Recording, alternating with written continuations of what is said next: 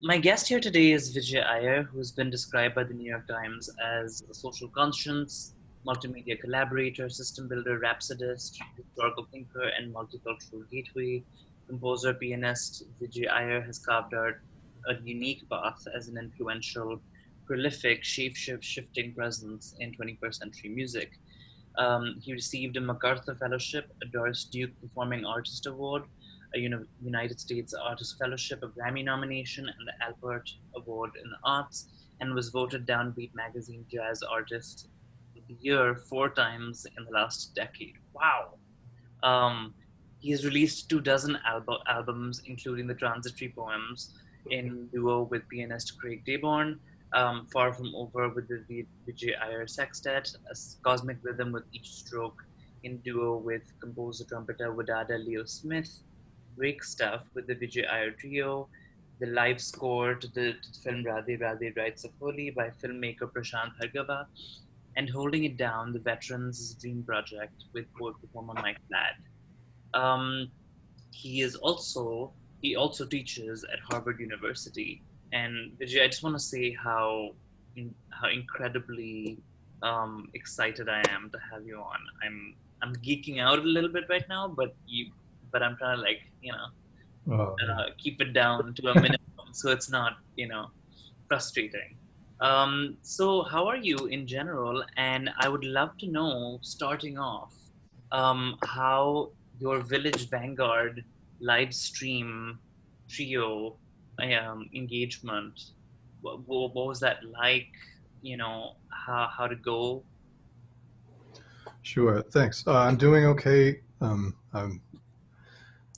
relatively unscathed as far as the pandemic goes. The summer has been, well, this whole last 6 months or so has been pretty tragic in many ways. It's also been energizing to see a groundswell of activism and um, anti-racist engagement starting to happen in ways that I haven't seen quite at this scale or this level before. So that's made me feel some kind of splash of hope in the midst of otherwise anxiety and fear and chaos. um, yeah, I mean, what started happening, as everyone knows, is that everything started getting canceled. We couldn't gather. And of course, as a performing musician, music maker, gathering is the force that, or it's the potential that kind of activates all of our work. It's the reason that we make music is so that we can experience it together. So as the spring unfolded and uh, we started to see the entire performing arts infrastructure and sort of the entire community, the entire performing arts world just bottom out. Suddenly it felt like there might be nothing left for a while. And you start to realize how fragile um, the, the entire system was to begin with, that it was just months away from disaster, basically. When June came around and there was this opportunity to not play for a gathering, but at least play with other musicians for the first time in months, that really felt like something. It was, we played in an empty Village Vanguard. It was me and two other musicians and two camera crew, Yeah. which at the time was enough to stress me out. In June, that was a risk to take. We had to convince the club that we should wear masks during the performance. They almost canceled on us over this point because they were being stubborn, and I don't know, but they came around. And that then mattered to me because then we could set an example. We did a live stream where we were wearing masks. And so it was like, okay, if 1,500 people see this, that means that message is emblazoned permanently in their memory, that you'll never forget seeing that. So that was, so it felt very good to just gather and play. And it also, particularly those are the weeks, the first few weeks of this wave of protests in the aftermath of George Floyd's death. So it was a way for us, it felt, to tap into the spirit of activism and the insurgent kind of energy that's always animated black music in the United States. And so it was just nice to be a part of that, to remind people. I held up this sign, which was made by a friend of mine, Chirag Bhakta. And, it Yeah, sort of looks like an upside down flag, US flag, but I can it's, tell. Yeah. but anyway, It's to be like, able to like hold this up in front of people who call themselves jazz fans. I mean, one thing that I've learned over the years is that even though I've collaborated extensively with many, many legendary and visionary black elder artists, the audience for the music is still not quite at that level of awareness about race and power. mhm. So, and in particular, that it's a overwhelmingly white audience. So, or non-black audience, I could say in general. So that was, so it always feels like audiences need to be reminded that you need to re-inscribe and remind people, reinforce that insurgent energy, that anti-racist stance. It needs to be re-articulated time and again. The audience of jazz is not, it's not the same audience of, post punk, right, or shoegaze necessarily.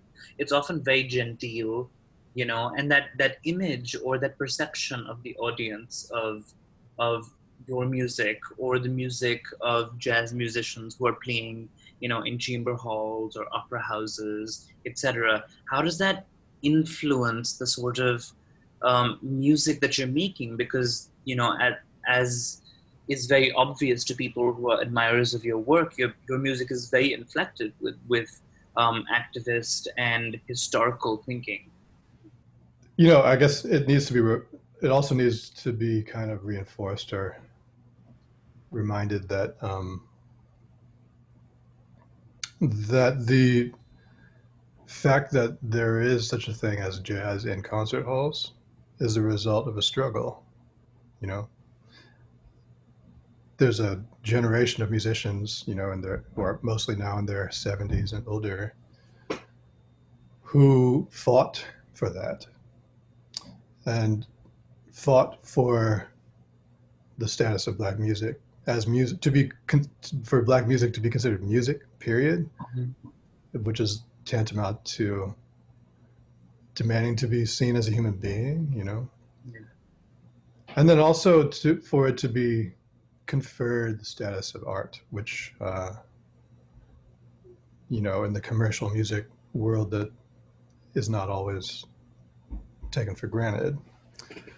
So, there's a history of people rejecting the word jazz, and I have learned from those people, so I almost never use the word. But one way that elder musicians asked for it to be referred to was as black classical music Yeah. or African American classical music. So that was um, partly fueled by this demand to be taken seriously, to be treated on equal footing with so-called Western classical music. Now, of course, like those kinds of terms are problematic too. I mean, I am not a fan of the term classical music either, because I think it mainly just serves to um, exclude, Yeah. But to understand that there is this historical reality of people fighting for space, for inclusion, for um, dignity, and that's sort of, and then like observing how in the last, say, 50 years, um, that space became then populated more by white musicians, actually. So there's still, um, this significant population of elder black musicians, but the ones who have the most mobility and get paid the best and sort of are the household names tend to be white. So that's still an ongoing struggle in that music, in that world of music. And then you also have people, you know, I guess like this music has also been always adjacent to or close to or even functioned as popular music, which meant that it, you know, the early blues records, or it was possible to have a hit record like Ahmad Jamal had hits, John Coltrane had hits, actually sold millions of records, which is that almost never happens nowadays, partly because the word jazz tends now to sequester the music away from anything popular. So then we go through these weird cycles of the mainstream press kind of rediscovering jazz or declaring jazz dead or something. It's just this kind of repetition compulsion. And then it's sort of like, oh, there's a savior now. It's Robert Glasper or it's Kamasi Washington or something. So it's like this person is saving the music from certain death, and that narrative is also problematic because it just serves to exclude and erase the work of countless musicians who've been at the vanguard, not at the physical place of the vanguard, but at the vanguard of the music for decades. So I guess I am careful around all of these easy narratives about what jazz supposedly is or isn't, and I'd like to look underneath them and listen for what's really there and what's been there all along. And I can say from having done that for, I don't know, 35 years now of like close attention, I can say that there's always been this insurgent, revolutionary energy at the heart of this community. With every profile and article that I read of you, I was recognizing this tussle with the categorization aspect of it, and I think you bring up a salient point about all the people who have been erased. When somebody like Kamasi Washington is lauded as like, oh, he's now bringing it back, but also even if you just focus in on Kamasi Washington, he himself has a trajectory, right, of producing music and has only recently been recognized for it. In the New Yorker profile of you from 2016, it was mentioned that the critic Steve Greenlee wrote that Vijay Iyer may be the most celebrated musician in jazz, and that makes you uncomfortable. And I found that sort of interesting, funny, but also interesting because I think that there's a tussle not just with the word jazz, but also with the particular connotations of instrumentation that you are being handed to, as in, you were a jazz pianist, you are a great jazz pianist, and then you have a certain relationship to that labeling of instrumentation as a pianist. So, for instance, in the profile, you say, I didn't aspire to be a great pianist per se, or I don't think I am. And I'm curious as to how often you tussle with these categories as you're working as well. How often do you have to tussle with this concept of the Western canon, which may be a very dated notion? A lot of that discourse that you're quoting is, first of all, it's written by white men. So this is like the sound of white men writing about me in relation to a black art form about which they would like to control the narrative. So it needs to be taken with many grains of salt, for a white critic to call me possibly the most celebrated musician in jazz. First of all, there's a double edge to it. It's not true. So what is it that makes it seem true to this person or seem worth saying to this person? it actually comes across as sort of like he's too successful, or he's getting too much.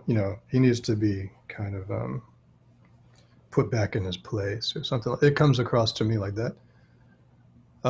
Even in the court, even in the case of something that is clearly like it's a piece of praise, right? But it's also there's a whiff of resentment in it. And then the fact is that this other white man, Alec Wilkinson, who wrote that piece on me, never names himself as white, right? Yeah. So this is the way. This is the work of jazz criticism: is to normalize Yep. this by not naming it, normalize the white gaze to the extent that everything else seems peculiar, or extraordinary or off center somehow. So, he can't tell that, for example, when he calls me standoffish in that same article, that's my reaction to him. Yep.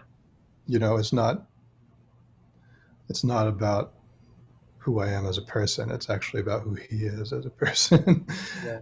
It was very nice to be profiled in such a generous way.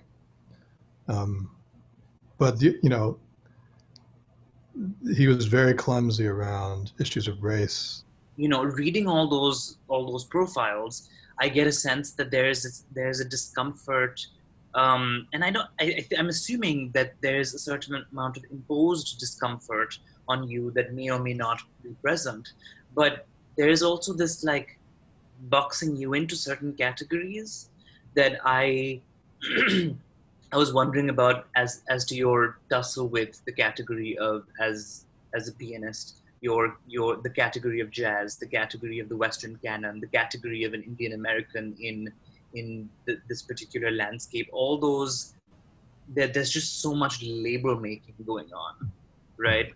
Yeah. That you clearly, I think it's clear to the reader that you're pushing against that label making.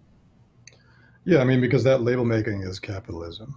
It's Yeah. nothing but, it's just ways of selling. It's also, ways of categorizing human beings. Yeah. Which that's racial capitalism is what that is. There's nothing else. There's no other name for it. That's exactly what it is. So genre, the history of genre in the music business is a history of racial capitalism. Mm-hmm. So that's the main reason I push against it. It's because if you're going to unproblematically invoke these categories as if they are absolute and ideal, platonic ideals or something like that, they don't, they're historically emergent, and they are basically commercial conveniences is what they are. That's from the superstructure level, like from the level of selling music, right? From the community level, from the level of where and why and by whom music is made, we could, instead of thinking about genre, we can think about community. That's a more useful term, even though that term is also a bit hackneyed and gets kind of overused. Or we can think about networks, say, or alliances or associations, in other words, that there are people who come together to make music, drawing from what they know, and often making something that is new, like something that has no name, And that process needs to be honored for what it is, which is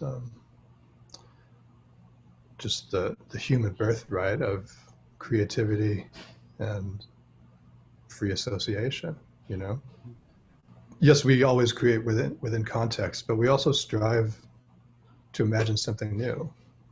And that's the history of this music. I mean, it's just, I held a seminar last semester called Black Speculative Musicalities. It's a strange bit of a mouthful of a title. It's not fascinating, but I would But take that quote with my heartbeat. I would like to hold it again because I think there's much more. You know, we just focused on specific one or two artists every week, Yeah. starting just really basically with those three words as sort of three words to tangle with. You know, no one of them is is exactly resolvable. Hmm.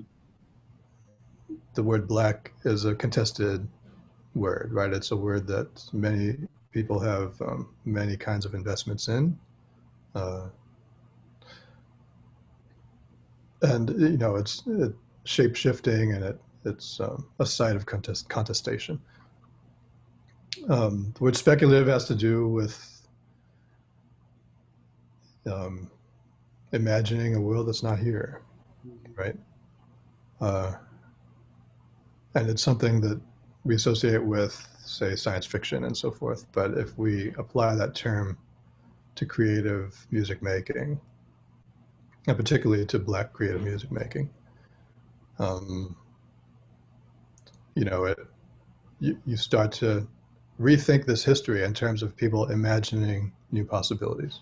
When when you say that the history of genre is the history of racial capitalism, obviously somebody like historian like me would think, well, the history of the environment is also a history of I'm an environmental historian, is also a history of racial capitalism, as most things are, but I want to like start to focus in a little bit more on your personal influences and how they shaped your approach to history when it came to music making, right?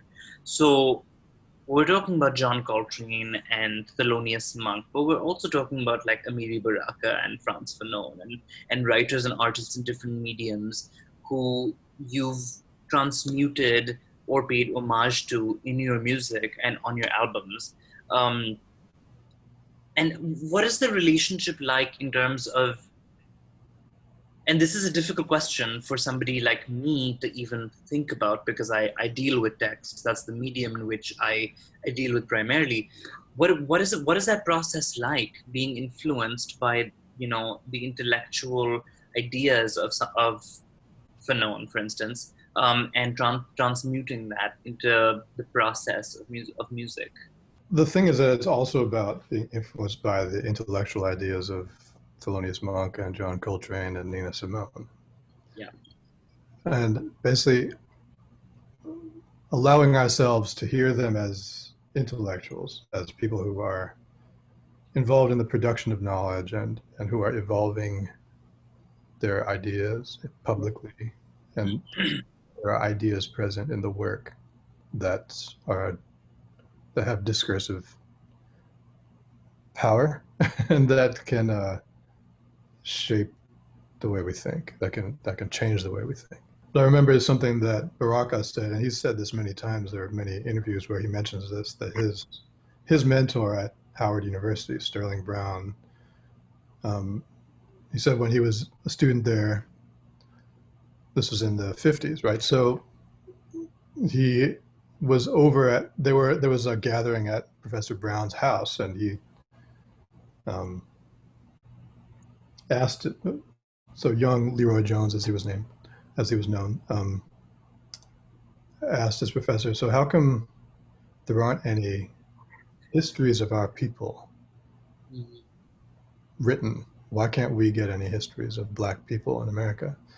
And his mentor pointed to the record collection. There was a wall of records. He said, that's your history right there. So the fact that there's uh, so much to be heard, so much to learn from even just the archive of recorded music, which itself barely scratches the surface of what human life has been about. Yeah. But that then is what prompted him to write Blues People, for example, this book that's a landmark, very influential and important book um, in the early 60s, which basically tries to take on history of Black people through their music up to that point, you know. So I mean, if this thing that's called jazz started in the teens, then the 60s were halfway to where we are now, right? So, or a little less than that even. So but he was looking before that. He looked at from what he could at the time as the kind of writer he was and kind of researcher that he was. He looked into what he could find about um, histories of the enslaved and archival records of music making during enslavement, and then looking at post-emancipation emergence of kind of new Black American consciousness. You know, like what is this new predicament of being quote unquote free, right? Mm-hmm. Yeah. That's where he hears the emergence of something that he calls the blues, Right.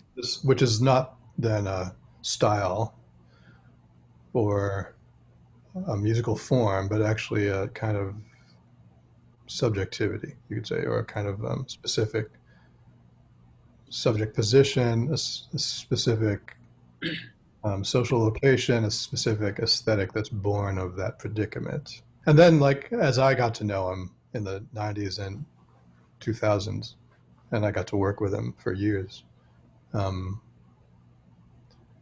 hearing him here and witnessing him as a listener,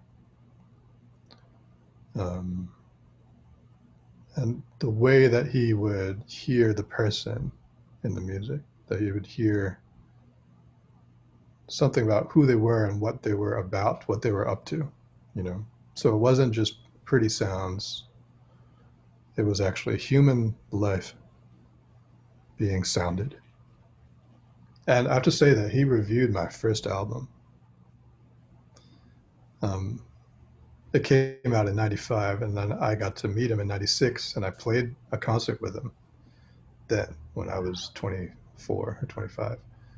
And I gave him that record. And then the next time I saw him, he said, "Hey, that was a bad record. I wrote about it in a German Marxist newsletter." and,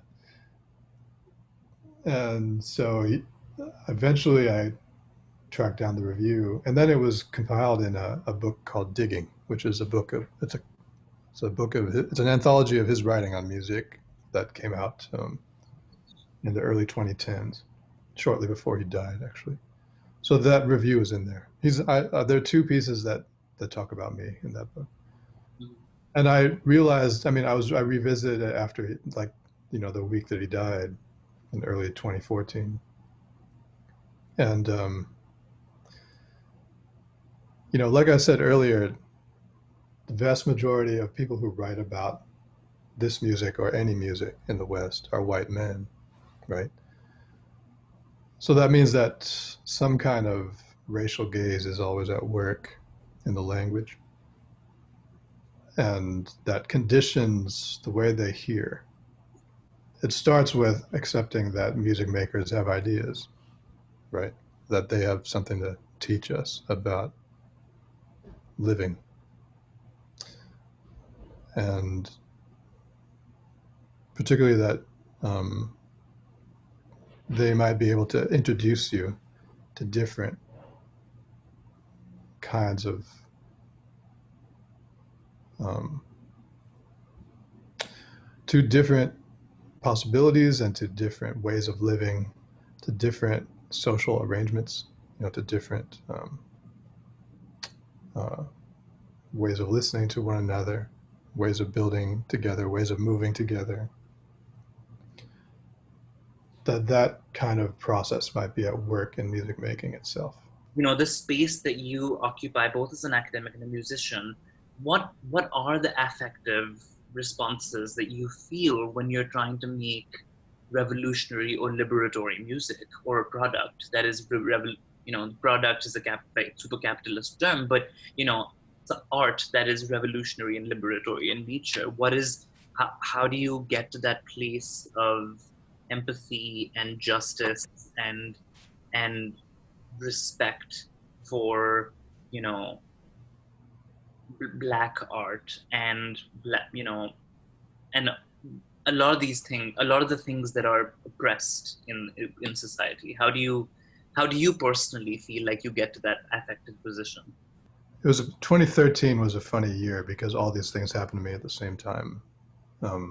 Because I received the MacArthur Fellowship, and then and I also was hired by Harvard in the same around the same time, and then I started recording for ECM, and I Mm-hmm. did a whole bunch of different projects around that time. That there was like a lot of this huge flurry of activity, and then suddenly I received this kind of like apotheosis. This I'm picked up out of the fray and put on this pedestal all of a sudden. And there was like predictably quite a lot of backlash actually. Um, so then Backlash against your hiring? no, well, I mean, basically, look, like most musicians are impoverished, right? So then when they Right. see this six-figure sum of money attached to one person, they get mad. Mm-hmm. And even in the way it's reported, because the way they pay you the fellowship is as a salary for 5 years. So it's like if you add up 5 years of salary, that makes you, and you look at that number, that makes you kind of middle class. Like it's not, it's not, so this, it looks like a staggering sum, but stretched out over that period, it's kind of um, comfortably regular. Mm-hmm. Yeah. But then on top of that, being hired by Harvard to do what exactly? Well, no one really knew at Harvard or outside. So then I was seen as like, well, he gets to be in charge of jazz at Harvard. That's not what I was asked to do whatsoever. In fact, I was barely asked to do anything. They just sort of asked me to create my own role there. So I didn't come in saying, okay, I'm going to be jazz master of Harvard. That wasn't at all what I wanted to do. There is a job to direct the jazz ensembles, and that's not my job. I don't do that. I don't use the word jazz at Harvard, period, ever. So, and that's not because I deny that history of music, but because I embrace the history of resistance to that word, right? So, but I also kind of walked in thinking, okay, I guess I'll check this out. I don't know what you guys think is supposed to happen here, but I'll see what is possible. And if I don't like it, I guess I could walk away. I still feel that way, honestly. Now that these years have transpired, like quite a lot has built up. A number of I was sort of the tip of the spear, I would say. And so then after me, a bunch of other people were hired to kind of like, you know, suddenly so I was hired as the only senior faculty of color in the music department at Harvard, right? And now, since I've been hired, there are four black people on the faculty, who weren't there before, and I won't claim complete responsibility for that, but certainly I was able to apply pressure in certain ways. I also was able to start my own doctoral program that is just anti-Eurocentric.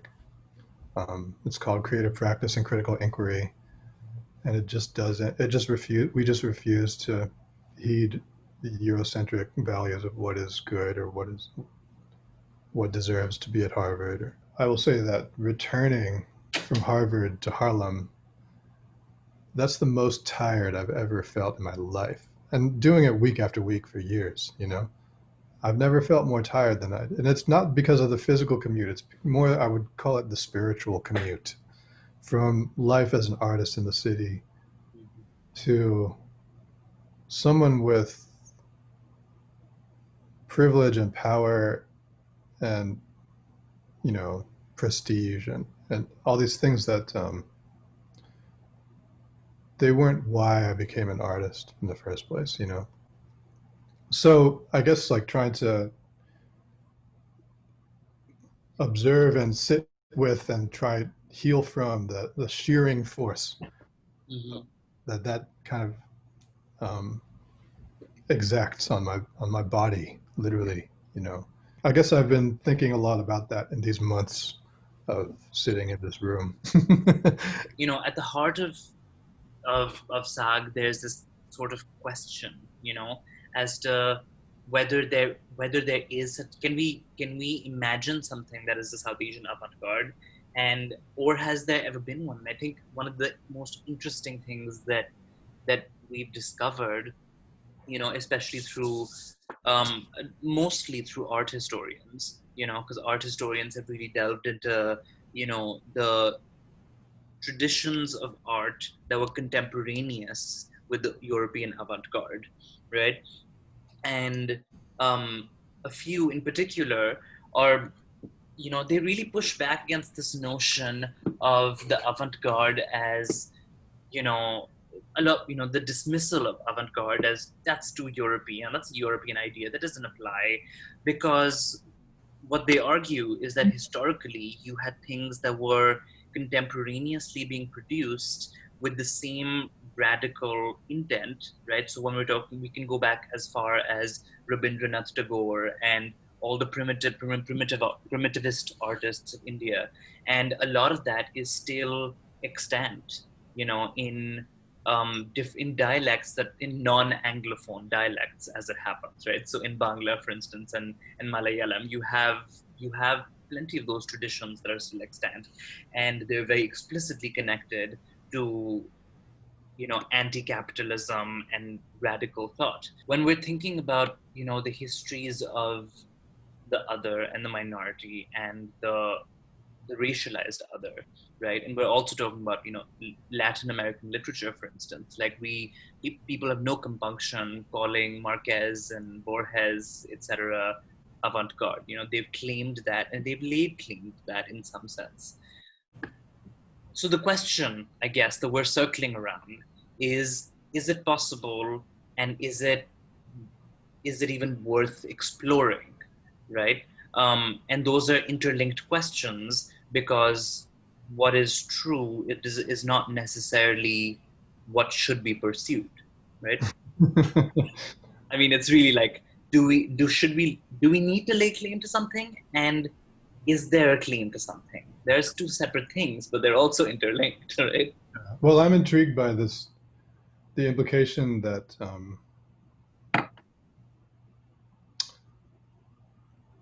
avant-garde is marked by an experience of disbelonging. Well, avant-garde is a noun. Yeah. And avant-garde, like as a noun, it doesn't really work for me Yeah. because it kind of, I mean, not many, as you've gathered, not many nouns work for me. I mean, jazz doesn't work. That's hilarious. And so I mobilize against nouns. I'm gonna use that quote to like promote you. Just be like, not Uh, enough nouns work for I'm me. okay with that. I'll go with that. I love that. Well, because they have a way of sedimenting, right? I mean, Essentializing, I think, is a what lot, you. Yeah. a lot of agendas get tacked onto a noun, Yeah. like ally or something, like, right? God, let's use it as an adjective. And then what is that adjective doing? What is this word doing at all? And if it is both kind of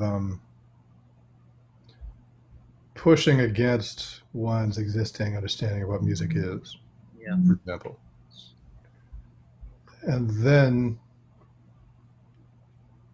lasting long enough that pushing against amounts to something. Mhm.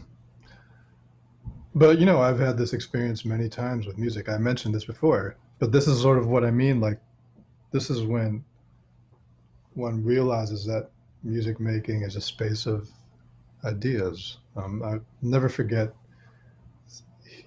witnessing Roscoe Mitchell in performance for the first time. It was 1992 in Berkeley, and he had come out to the Bay Area for this to celebrate the. And it was a memorial service for an old collaborator of his named Gerald Oshita, who's Japanese American. So he was part of this sort of impromptu concert, and he brought his alto saxophone. He stood up in front of all of us, and he blew air through it for about 12 minutes and barely made any sound. Yeah. And it was shocking to me. I mean, I can't really do it justice, but it was this. The feeling I had was like, that's not music. What is that? And then I just like was riveted. Yeah. It was everything inside of me was exploding. I couldn't believe that this was happening. It was particularly in the context of a tribute to someone who had died. Like, what did this mean that this is this like plaintive, heroic, almost silent piece is that has almost no pitch content in it or anything. This kind of experience, where it's like, but that's the sort of thing he does every day. Yeah. Roscoe Mitchell, who just turned 80 a few weeks ago, and who I actually got to work with for several years and still in contact with. And this is his life. And that's part of what, like, when you witness him doing stuff like that today, which you can,